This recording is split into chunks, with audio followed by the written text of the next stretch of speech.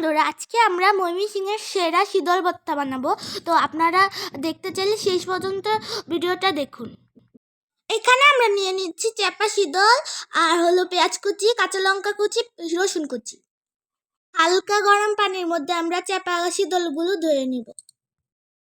পরিমাণ মতো সাদা তেলে আমরা পেঁয়াজ, রসুন, কাঁচা লঙ্কা কুচি ভেজে নেব। 2 মিনিট লাল করে ভেজে নেব। এখন আমরা মশলা বানিয়ে নিব একটি বাটিতে। আমরা দিয়ে দিচ্ছি পরিমাণ মতো 4 চামচ মরিচের গুঁড়া আর 3 চামচ হলুদের গুঁড়া। স্বাদ মতো লবণ দিয়ে পানি দিয়ে আমরা মশলাটা গুলিয়ে নেব। ভালো করে ধুয়ে নিয়ে চাপা শুটকিগুলো দিয়ে দেব লাল করা পেঁয়াজ কুচিতে।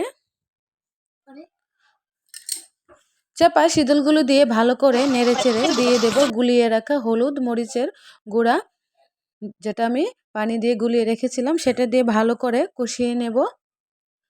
আর একটা ঢাকনা দিয়ে রেখে দেব। 2 মিনিট পরে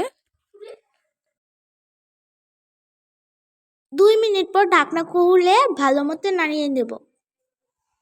3 মিনিটের মতো কষিয়ে নিয়ে নামিয়ে নেব। রেডি হয়ে গেল ময়মনসিংহের ঝাল ঝাল শীতল ভর্তা। এই রেসিপিটি আপনারা বাসায় বানিয়ে খাবেন, খুব মজাদার রেসিপিটি।